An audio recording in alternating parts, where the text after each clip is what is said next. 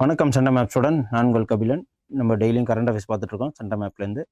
இன்னைக்கு 13 டிசம்பர் அன்னைக்கு உண்டான டெய்லி கரண்ட் அஃபேர்ஸ் பார்க்க போகிறோம். இதுக்கு முன்னாடி இங்கே சென்டர் மேப்பில் குரூப் 1, குரூப் 2 அண்ட் குரூப் 4க்காக ஆன்லைன் டெஸ்ட் பேட்சஸ் ரன் ஆகிட்டுருக்கு. ஸோ கீழே தெரிகிற நம்பருக்கு கால் பண்ணி உங்களை என்ரோல்மெண்ட் பண்ணிக்கங்க. ஏன்னா எக்ஸாமு இன்னும் 1 இயர் இருக்குது. ஓகேவா? செப்டம்பர் 6 குரூப் 1 எக்ஸாம்ங்கிறப்போ அதுக்கும் நாள் குறைவாக தான் இருக்குது. ஸோ இப்போயே படிக்க ஸ்டார்ட் பண்ணிடுங்க. ஸோ கான்ஸ்டபிள் ஜிடி எக்ஸாமுக்கும் இங்கே டெஸ்ட் பேட்சஸ் ரன் பண்ணிகிட்ருக்கோம்.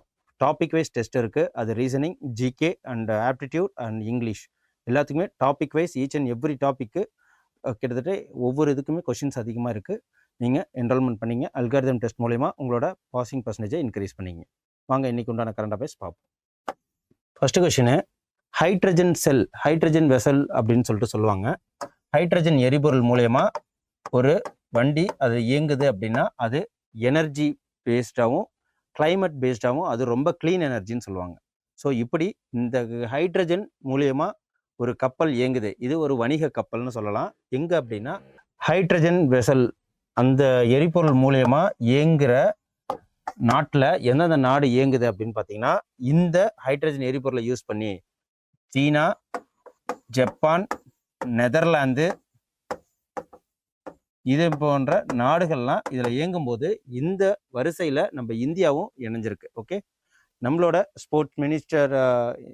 போர்ட் மினிஸ்டர் சர்பானந்தா சோனோவால் தான் வாரணாசி நமோ கேட் அப்படிங்கிற ஒரு இடத்துல இந்த வாரணாசியில் இவங்க இந்த கப்பலை திறந்து வச்சுருக்காங்க. ஓகேவா? இந்தியாவில் தான் இதுலேயும் ஜாயிண்ட் ஆகிருக்கு.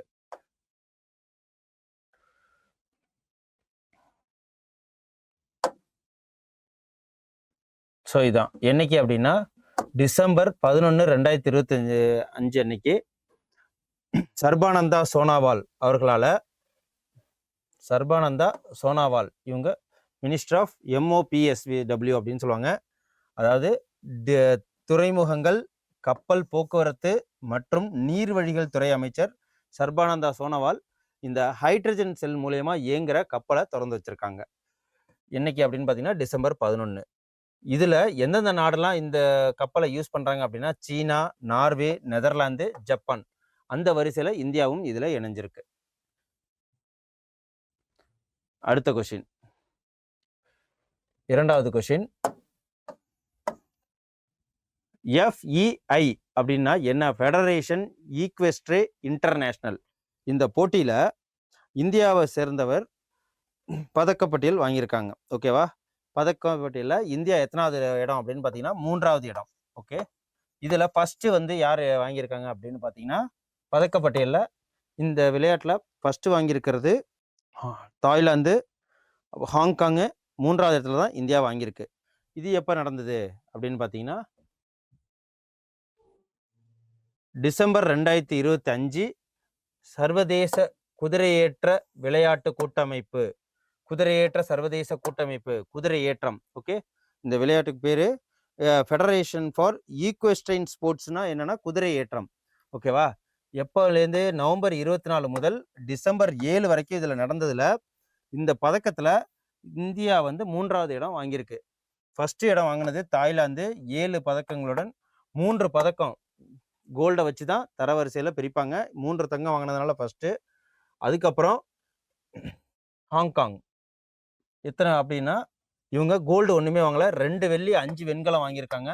அதே மாதிரி இந்தியா வந்து 5 பதக்கங்கள் வாங்கியிருக்கு, 1 தங்கம் 4 வெள்ளி. ஆக்சுவலாக நம்ம இந்தியா தான் 2வது இடத்துக்கு வரணும். தங்கத்தை வச்சு தான் என்றைக்குமே வந்து பதக்கப்பட்டியலை ஃபிக்ஸ் பண்ணுவாங்க. சர்வதேச குதிரையேற்ற விளையாட்டில் கூட்டமைப்பு ஏற்பாடு செய்யப்பட்ட இந்த விளையாட்டில் இந்தியா 3வது இடம் பிடிச்சிருக்கு. அடுத்து இதெல்லாம் வந்து டெய்லி நம்ம பார்த்தது தான்.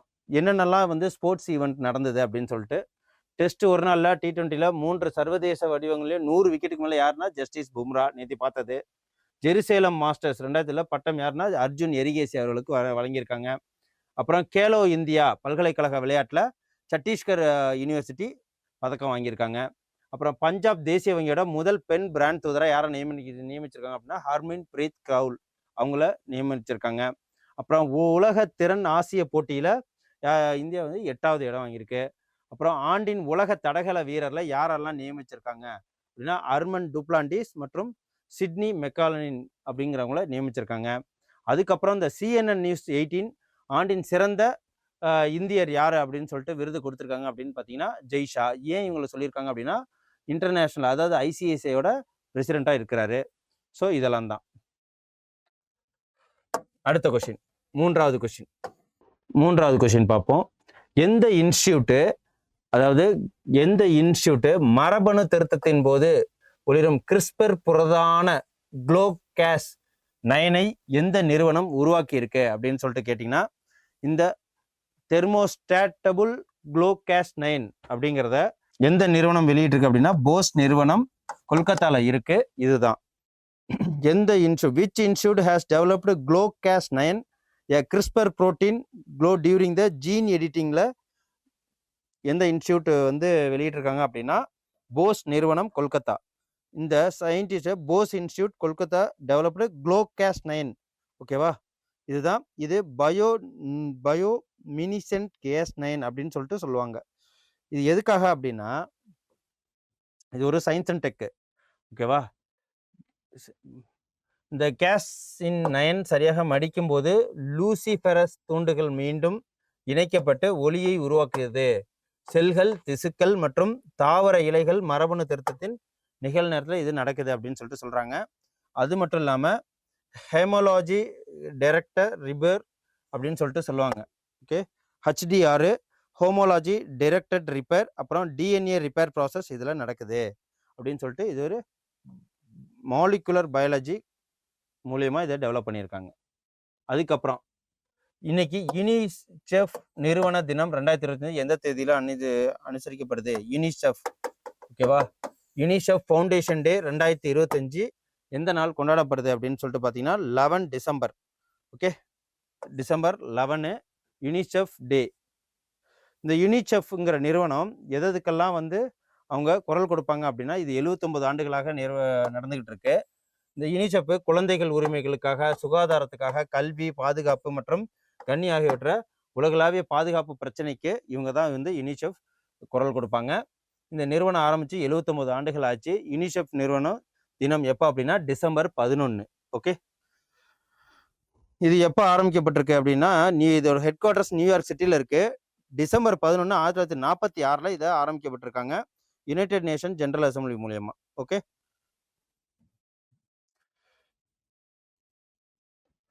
அதுக்கப்புறம் சர்வதேச உலகளாவிய சுகாதார பாதுகாப்பு தினம், இன்டர்நேஷனல் யூனிவர்சல் ஹெல்த் கவரேஜ் டே, அதாவது ஹெல்த் இன்சூரன்ஸ்லாம் சொல்லுவாங்க இல்லையா, அதுதான். எப்போ அப்படின்னா 12 டிசம்பர் சர்வதேச உலகளாவிய சுகாதார பாதுகாப்பு தினம் 2005 எந்த தேதியில் கொண்டாடப்படுதுன்னா 12 டிசம்பர். டிசம்பர் 12 சர்வதேச உலகளாவிய அந்த united health universal health coverage day எப்போன்னா டிசம்பர் 12. இந்த வருஷத்துக்கு நான் தீம் என்னன்னா unaffordable health cost we are sick of it அப்படிங்கிறதான். 2025 ஆண்டுக்கான கருப்பொருள் வந்து கட்டுப்படுத்த முடியாத சுகாதார செலவுகளாக நாங்கள் அதை வெறுத்து விட்டோம் அப்படிங்கிற அந்த டேக்லைனோட இந்த வருஷம் இந்த டேவை கொண்டாடுறாங்க. அப்புறம் BMW அந்த காரோட நிறுவனத்தோட தலைமை நிர்வாக அதிகாரியாக யாரை நியமிக்கப்பட்டிருக்காங்க அப்படின்னு பார்த்தீங்கன்னா யார் அப்படின்னா மிலன் நெடல்ஜோகோவிக். BMW நிறுவனத்தின் மேற்பார்வை குழு மிலன் நெடல்ஜோகோவிக் புதிய தலைமை நிர்வாக அதிகாரியாக நியமிக்கப்பட்டிருக்காரு.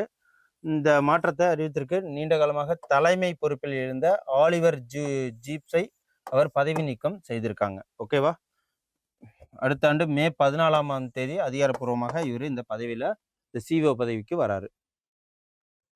அடுத்தது இதுதான் ஃபர்ஸ்ட் கொஸ்டின் சொன்னோம் இல்லைங்களா, அதே மாதிரி தான் முதல் பூஜ்ஜிய உமிழ்வு மின்சார இழவை திட்டத்தை அறிமுகப்படுத்தியவர் யார் அப்படின்னா சர்பானந்தா சோனோவால் தான். ஏன்னா அவங்க தான் minister. Sarbananda Sonowal first 0 emission electric take open பண்ணி வச்சது யார் அப்படின்னா சர்பானந்தா சோனோவால். ஸோ சுத்த மற்றும் நவீன துறைமுக செயல்பாடுகளுக்காக நோக்கி இந்தியா ஒரு முக்கியமான படியை எடுத்து வச்சிருக்குன்னா அது இந்த ஹைட்ரஜன் செல் மூலயமா உள்ளது தான். முதல் முழுமையான மின்சார பசுமையை ஏற்படுத்தி முதல்ல எந்த போர்ட் அப்படின்னு பார்த்தீங்கன்னா, இந்த ப்ராஜெக்ட் வந்து தீனதயாள் போர்ட் அத்தாரிட்டி மூலயமா கேரளாவில் இந்த கிரீன் டெக் டிரான்சிஷன் ப்ரோக்ராம் இவங்க மூலயமா தான் இது நடந்திருக்கு. இந்த திட்டம் இந்தியாவின் துறைமுகங்களை தூய்மையாகவும் பசுமையாகவும் எதிர்காலத்துக்கு தயாராகவும் மாற்ற முயற்சியில் இந்த திட்டம் ஆரம்பிக்கப்பட்டிருக்கு. பசுமை இழவை மாற்ற திட்டத்தின் GTTPன்னு சொல்லுவாங்க. இந்த கேரளாவில் உள்ள தீனதயாள் துறைமுகத்தில் இதை ஓப்பன் பண்ணியிருக்காங்க. அடுத்து விக்யானிகா அறிவியல் இலக்கிய விழா 2025 எந்த நகரத்தில் டிசம்பர் 2025 ஏற்பாடு செய்யப்பட்டிருக்கு அப்படின்னு பார்த்தீங்கன்னா நியூ டெல்லி புதுதில்லியில். ஓகே, பேர் என்னன்னா அந்த மீட்டிங் பேர் விக்யானிக் அப்படின்னு சொல்லுவாங்க. இது அறிவியல் இலக்கிய விழா எப்போனா 8ஆம் தேதி டிசம்பர் 8 to 9 வரைக்கும் நியூ டெல்லியில் நடந்திருக்கு. இந்திய சர்வதேச அறிவியல் விழாவில் முக்கிய பகுதியாக இதை பார்க்கப்படுது. ஸோ இது எங்கே நடக்குது அப்படின்னா புதுதில்லியில் விக்யானிகா. ஓகேவா, இந்த நிகழ்வை CSR NISCPR இதில் நடத்தியிருக்கிறாங்க. இதில் Indian institute of tropical meteorology, Punjab university, Chandigarh, அப்புறம் விஜயநானா பாரதி அப்படின்னு சொல்லிட்டு எல்லாமே பங்கெடுத்திருக்காங்க. இந்த செலிப்ரேஷனில் என்னென்னா பாரதிய விஜயான் விமர்ஷா மீ சகித்யா அப்படிங்கிற ஒரு டைட்டிலும் இதுக்கு வச்சுருக்காங்க. என்ன அப்படின்னா பாரதிய விஞ்ஞான விமர்சன மே சாகித்ய அவுர் சஞ்சார் அப்படிங்கிற மத்தியமோ கி பூமிகா அப்படிங்கிற ஒரு தலைப்பில் இந்த மீட்டிங் நடந்திருக்கு. ஸோ இதை நோட் பண்ணி வச்சுங்க. இது கொஷின்ஸ் ஏன்னா ரொம்ப பெருசாக இருக்கிறதுனால இதை கேட்க வாய்ப்பு இல்லை. அப்புறம் கிராமப்புற நீர் மேலாண்மையை மேம்படுத்துவதற்காக ஒரு திட்டத்தை டிஜிட்டல் கருவியாக சுஜலாம் பாரத் செயலியை அறிமுகப்படுத்தியிருக்காங்க. ஓகேவா, சுஜலாம் பாரத் அந்த ஆப் பேர் என்ன அப்படின்னா சுஜலாம் பாரத். யார் இதை வெளியிட்டிருக்காங்க அப்படின்னு பார்த்தீங்கன்னா rural water management CR Patil அவர் தான் இதை வெளியிட்டிருக்கிறார். கிராமப்புற குடிநீர் அமைப்புகளை எளிதாக கண்காணிக்கவும் நிர்வகிக்கவும் மேம்படுத்தவும் இந்திய அரசால் ஏற்படுத்தப்பட்டதான் இந்த சுஜலாம் பாரத் ஆப். ஓகேவா, சுஜலாம் பாரத் ஆப். ஸோ இது என்னன்னா கிராமப்புறங்களில் இருக்கிறவங்க நீரை கரெக்டாக மேனேஜ் பண்ண மாட்டாங்கக்காக இந்த புதிய டிஜிட்டல் ஜல் ஜீவன் மிஷன் கீழ் இது வெளிப்படைத்தன்மை வலுவான சமூக ஈடுபாட்டுக்காக இதை ஓப்பன் பண்ணி வச்சிருக்காங்க. எதுக்கு இது உதவுது அப்படின்னு பார்த்தீங்கன்னா கிராமங்கள் தங்கள் தண்ணீர் எங்கிருந்து வருகிறது, எந்த அமைப்பு சிறப்பாக செயல்படுறது என்பதை புரிந்து கொள்றதுக்காக தான் இதை ஆரம்பிச்சிருக்காங்க.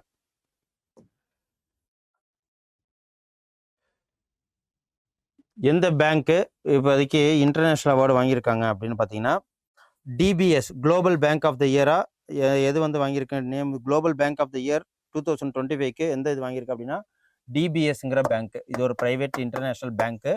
ஸோ இதுதான் வாங்கியிருக்கு. ஸ்டாண்டர்ட் சார்ட்டர்ட் பேங்க் இருக்குது. அதுக்கப்புறம் HDFC பேங்க்லாம் கூட இன்டர்நேஷ்னல் பேங்க் தான். இந்த DBS பேங்க்கு இந்த வருஷம் இந்த அவார்டு வாங்கியிருக்கு. ஓகேவா, லண்டனில் நடைபெற்ற வருடாந்திர வங்கி விருதுகளில் இந்த விழா என்பது வழங்கப்பட்டிருக்கு. DBS வங்கி ஃபினான்ஷியல் டைம்ஸ் குழுமத்தின் மதிப்பினால் வெளியிலான தி பேங்கர்ஸ் 2025ஆம் ஆண்டின் உலகளாவிய வங்கியாக கௌரவப்பட்டிருக்கு. ஓகே, அடுத்து சர்வதேச நடுநிலைமை தினம் 2025 எந்த தேதியில் கொண்டாடப்படுது? அது என்ன நடுநிலைமை தினம் அப்படின்னு பார்த்தீங்கன்னா இது நியூட்ராலிட்டி, நெட் நியூட்ராலிட்டிங்கிற மாதிரி இது நியூட்ராலிட்டி எல்லாத்துக்கும் 12 December international day for neutrality இதுக்காக கொண்டாடப்படுது. இந்த டேக்கான டிசம்பர் 12 உலகம் சர்வதேச நடுநிலை தினத்தை கடைபிடிக்கிறது. ஓகேவா, ஐக்கிய நாடுகள் சபையால் இந்த டேவை ஃபிக்ஸ் பண்ணியிருக்காங்க. பாரபட்சமற்றதாக இருக்கவும் அமைதியாக தீர்வுகளை ஊக்குவிக்கவும் உதவும் கொள்கையான நடுநிலைமையோடு இருக்கணும். அது மட்டும் இல்லாமல் ஸ்டூடெண்ட்ஸ் ஒரு கவர்மெண்ட் எக்ஸாம் ப்ரிப்பேர் பண்ணுறாங்க, ரீட் பண்ணுறாங்க அப்படின்னா connect directly international peace efforts அதுக்காகவும் தான். அரசு தேர்வுகளுக்கு தயாராகும் மாணவர்களுக்கும் பொது வாசகர்களுக்கும் இந்த நாள் முக்கியமானது. ஏன்னா சர்வதேச அமைதி முயற்சிகள், ஐநா முன்முயற்சிகள் மற்றும் உலகளாவிய ராஜ்யத்துடன் நேரடியாக தொடர்பு கொண்டதுதான் இந்த டேட்டு. அடுத்து டிசம்பர் மாதத்தில் என்னென்ன முக்கியமான தினம்லாம் இருக்குது அப்படின்னு சொல்லிட்டு இதில் கொடுத்துருக்கு, நோட் பண்ணிக்கங்க. அடுத்து நேற்று ஒரு நியூஸில் பார்த்தோம், மைக்ரோசாஃப்ட்டு சிஇஓ சத்யா நாதல்லா இந்தியாவில் வந்து எதுக்காக semiconductor and more then that ஏஐக்காக நிறையா பணம் வந்து இன்வெஸ்ட் பண்ண போகிறாங்க. எவ்வளோ அப்படின்னா கிட்டத்தட்ட 35 பில்லியன் போன்ற ஒரு இது. அதே இதோட தான் மகா கிரைம் ஓஎஸ்ஏஐ, அதாவது மகா கிரைம் ஓஎஸ்ஏஐஏ, அதாவது சைபர் கிரைம்காக இவங்க புரிந்துணர்வு ஒப்பந்தம் மைக்ரோசாஃப்ட் நிறுவனம் கூட்டு சேர்ந்த மாநில அரசு எது அப்படின்னு பார்த்தீங்கன்னா தேவேந்திர ஃபட்னாவிஸ் பார்த்தவரை தெரியும், மகாராஷ்டிராவோட இந்த ஒப்பந்தம் ஏற்படுத்தியிருக்காங்க.